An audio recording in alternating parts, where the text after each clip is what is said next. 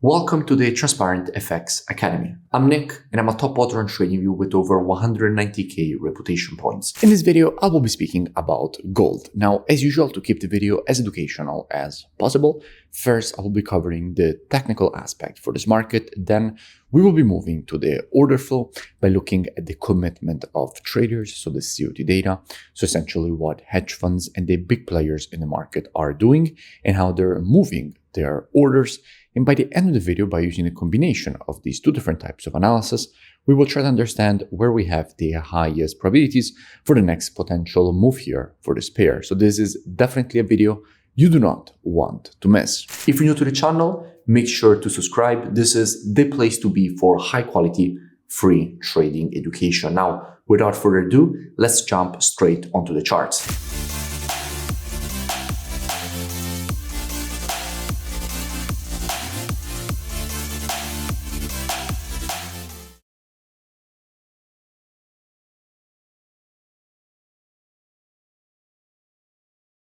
Starting here from the monthly time frame, what we can see is that at the moment we have a market which is testing and rejecting to the upside a quite strong historical structure level for this market.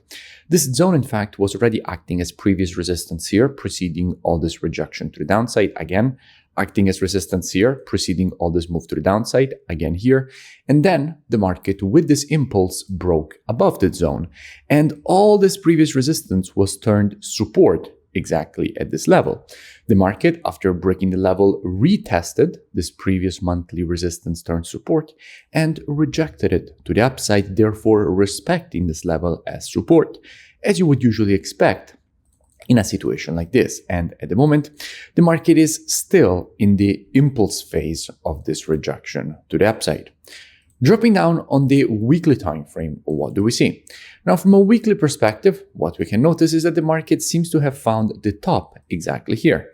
Now, the pattern that the market seems to be trying to create in here is this M pattern, because if from here we get a bit more bearish continuation, we would essentially have an M pattern. And in general, after the creation of an M pattern, what you could expect is a potential rejection to the upside for the completion of the M pattern at the neckline. That is what usually the market does when it creates such pattern. Dropping down on the daily time frame, what do we see? Well, from a daily perspective, we have a very similar pattern, because in creating this move to the downside, the market has in fact created this overextended M pattern as well.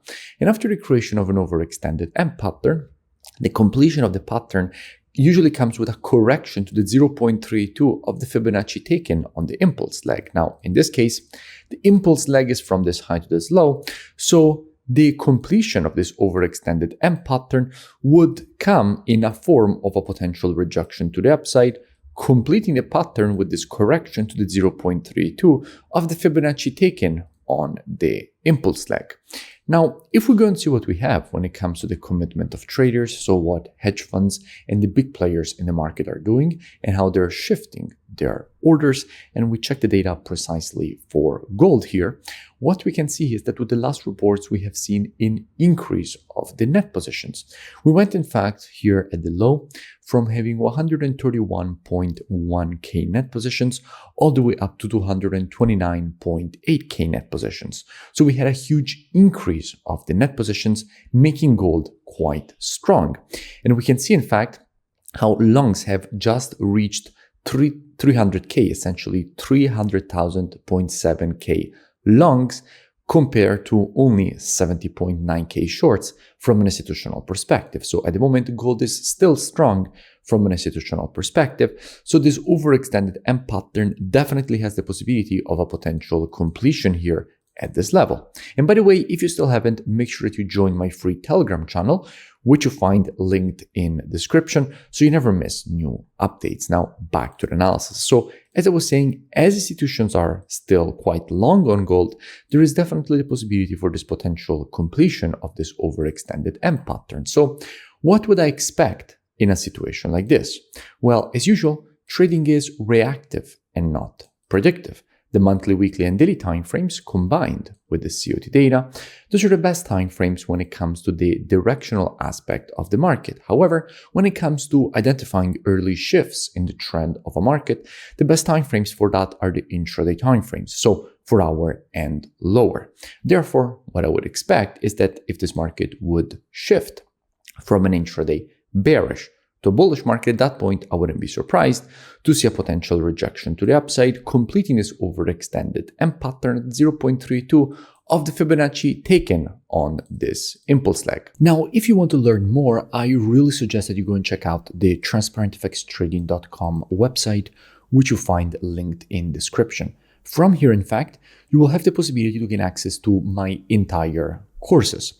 You will also have the possibility to gain access to one-on-one live private mentoring directly with me, the VIP market breakdowns with the Telegram signals, the COT data software, which is precisely the one that we used in this video, the trading station software, which puts together everything that you need as a trader all in one interface.